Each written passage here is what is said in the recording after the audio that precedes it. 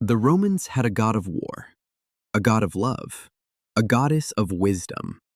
They also had a god of manure. Not metaphorically, not as a side gig, a full-time, worshipped with animal sacrifices deity whose entire divine portfolio was dung. His name was Sterquilinus, from Sturcus, which means exactly what you think it means. And he wasn't even the weird one. Ancient Rome had a god for every bodily function. Roman religion wasn't faith, it was a filing system. The priests maintained divine phone books, the Indigitamenta, listing a dedicated god for every action, object, and bodily function in the known world. Varro counted 30,000 of them. And here's the catch. You had to address the exact right god for the exact right thing, or the prayer bounced back. Wrong department? Request denied. The divine had a bureaucracy, and it did not accept walk-ins. So naturally, one door needed a committee. Forculus, god of the door panel. The wood. That's it. Cardea, goddess of the hinges. She also moonlighted as a protector of children from witches, which, sure, the hinges to witchcraft pipeline is well established. Limentinus, god of the threshold. The stone you step over. 3 gods, 1 door. And Janus already had the big picture doorway contract. He was management. These 3 were operations. Augustine, writing 4 centuries after anyone still lit incense for a hinge, could not let this go. In the City of God, he essentially says, one doorman can handle a human household, so why does a door need 3 gods and a supervisor? Fair point. But the Romans had an answer, and it's better than you'd expect. We'll get there. If the door was overstaffed, the maternity ward was a full divine shift change. Roman babies were placed on the bare earth right after birth, and immediately the gods clocked in. Vagitanus, his one job was opening the infant's mouth for its first cry. First scream. That's the whole gig. Vagitanus goes home. Lavana handled the next 5 seconds, the moment the father lifts the baby off the ground to formally accept it. That's her entire domain, the lift. Cunina took the cradle, Patina governed drinking, Edusa managed eating. Asilago, sit with this name for a second, was the goddess of hardening children's bones. Someone looked at an infant and thought, we need divine oversight on skeletal density. And then there was Cuba, goddess of lying down, and Agenaria, goddess of getting up. Separate gods, for lying down and standing up. The Romans theologized the snooze button. Here's where it gets beautiful, though. Devera, the goddess of brooms, was invoked during childbirth. 3 people swept the threshold with brooms to keep evil spirits from entering the birthing room. Which means the threshold god, the hinge goddess, and the broom goddess were all on the same shift. Same event, same doorway. The Roman divine wasn't understaffed. It was a fully redundant system with no single point of failure.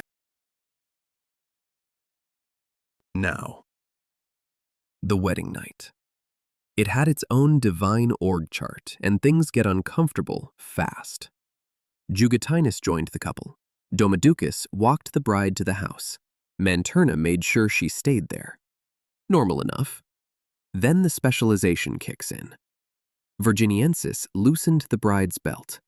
Subigus, from subigere to subdue, helped the bride yield. Prema, from premere to press, was the goddess of pressing upon.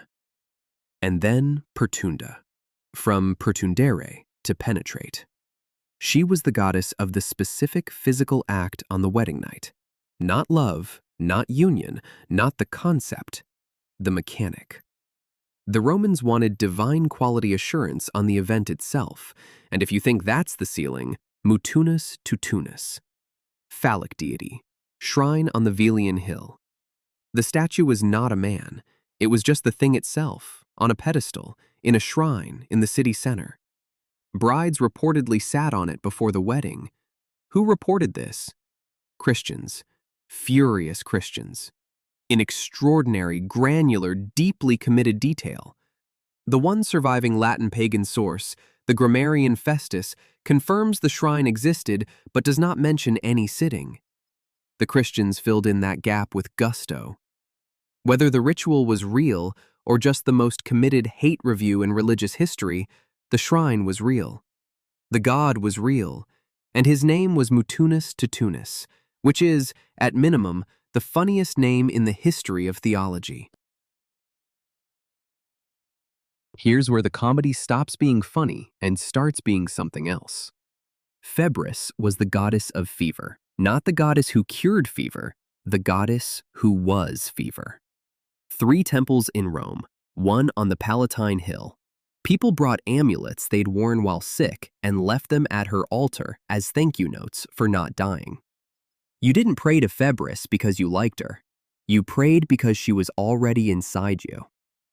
In the swamps, in the blood, you couldn't fight her. You could only ask nicely. Robigus was the god of wheat rust, a red fungal blight that could eat a harvest whole. Every April 25th, Romans sacrificed a red puppy and a sheep at the 5th milestone of the Via Claudia. A red dog for a red disease. The magic was color-matched. Verminus was the god of cattle worms. We know he was real because in 1876, someone dug up an altar near the Porta Viminalis, erected in 151 BC by a man named Aulus Postumius Albinus. Aulus saw worms in his cows. Aulus built an altar. The altar survived 21 centuries. The cows did not. And here's the beat that changes everything. We laugh at a god of cattle worms. But Aulus wasn't an idiot. Aulus was looking at parasites he couldn't explain, in animals he couldn't afford to lose, with no medicine, no microscope, no mechanism. He did the only thing he could. He named the thing that was killing his herd, gave it a face, and asked it for mercy. That's not absurd. That's desperate.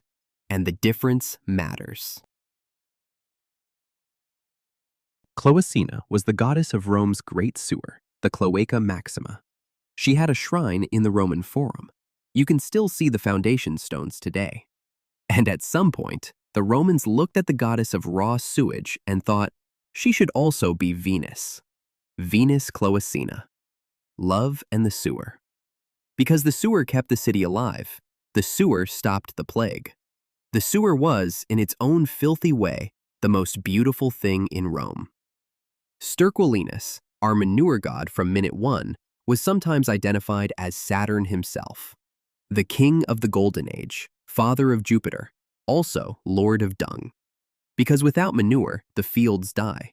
Without the fields, Rome starves. Without Rome, no temples to Saturn. The whole system loops. The king sits on a throne of fertilizer. Now, Crepitus, god of flatulence. You've heard of him. He's in every listicle, every weird Roman gods video, every Reddit thread. He's fake. Crepitus was invented by Christian polemicists, first in the 3rd century recognitions of Clement, to make Roman religion look stupid. They worship farts. Voltaire repeated the joke in the 1700s. The internet made it immortal. The irony is surgical. The real gods were already stranger than anything the Christians could fabricate. A goddess of bone density. A god of the first scream. A divine oversight committee for hinges. You don't need to invent absurdity when reality is filing divine patents on thresholds. Augustine tore all of this apart. 22 books. His argument was clean. If you need 30,000 gods, none of them are powerful enough to matter. Christianity offered one god who could handle the whole portfolio. One department. No paperwork.